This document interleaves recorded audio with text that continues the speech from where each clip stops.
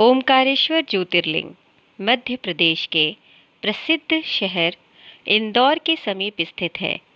यह शिवजी का चौथा प्रमुख ज्योतिर्लिंग कहलाता है।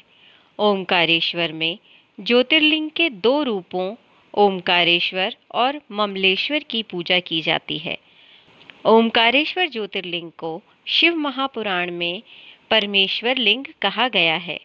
यह परमेश्वर लिंग इस तीर्थ में कैसे प्रकट हुआ अथवा इसकी स्थापना कैसे हुई, इस संबंध में शिव पुराण की कथा इस प्रकार है।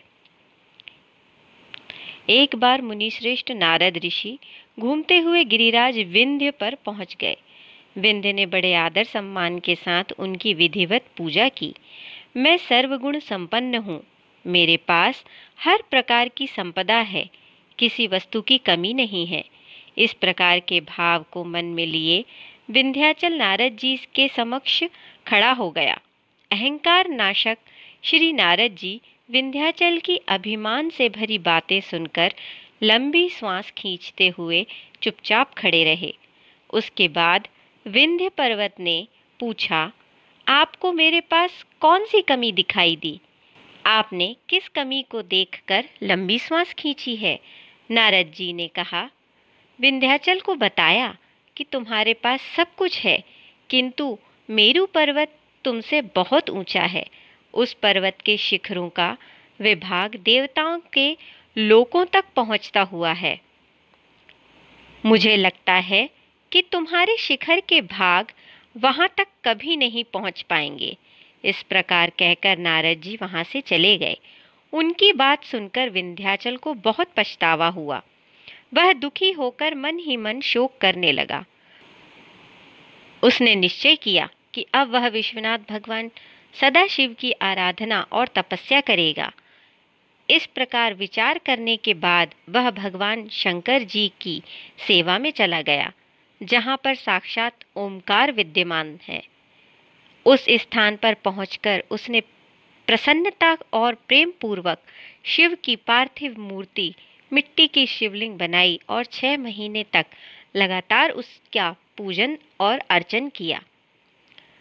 वह शंभु की आराधना पूजा के बाद निरंतर उनके ध्यान में तल्लीन हो गया और अपने स्थान से इधर उधर नहीं हुआ। उसकी कठोर तपस्या को देखकर भगवान शिव उस पर प्रसन्न हो गए। उन्होंने विंध्याचल को अपना दिव्य स्वरूप प्रकट कर दिखाया, जिसका दर्शन बड़े बड़े योगियों के लिए भी अत्यंत दुर्लभ है। सदाशिव भगवान प्रसन्नता पूर्वक विंध्याचल से बोले, विंध्य, मैं तुम पर बहुत प्रसन्न हूँ। मैं अपने भक्तों को उनका अभिष्ट वर प्रदान करता हूँ, इसलिए तुम वर मांगो। विंध्य ने कहा, देवेश्वर महेश, यदि आप मुझ पर प्रसन्न हैं तो भक्त वत्सल हमारे कार्य की सिद्धि करने वाली वह अभिष्ट बुद्धि हमें प्रदान करें।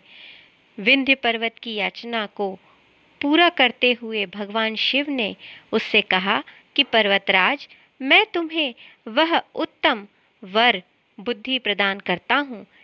तुम जिस प्रकार का काम करना चाहो वैसा कर सकते हो। मेरा आशीर्वाद तुम्हारे साथ है।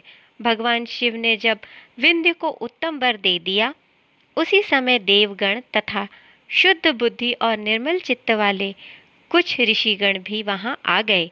उन्होंने भी भगवान शंकर जी की पूजन विधिवत की, उनकी स्तुति की और स्तुति के बाद उनसे कहा, प्रभु, आप हमेशा के लिए यहाँ स्थित होकर निवास करें। देवताओं की बात से महेश्वर भगवान शिव को बड़ी प्रसन्नता हुई। लोगों को सुख पहुँचाने वाले परमेश्वर शिव ने उन ऋषियों तथा देवताओं की बात को प्रसन्नता पूर्वक स्वीकार कर लिया। वहां स्थित एक ही ओमकार लिंग 2 स्वरूपों में विभक्त हो गया।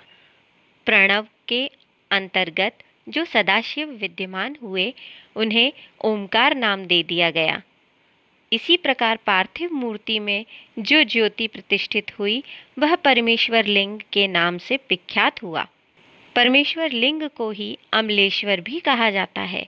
इस प्रकार भक्तजनों को अभीष्ट फल प्रदान करने वाले ओमकारेश्वर और परमेश्वर नाम से शिव के ये 2 ज्योतिर्लिंग जगत में प्रसिद्ध हैं।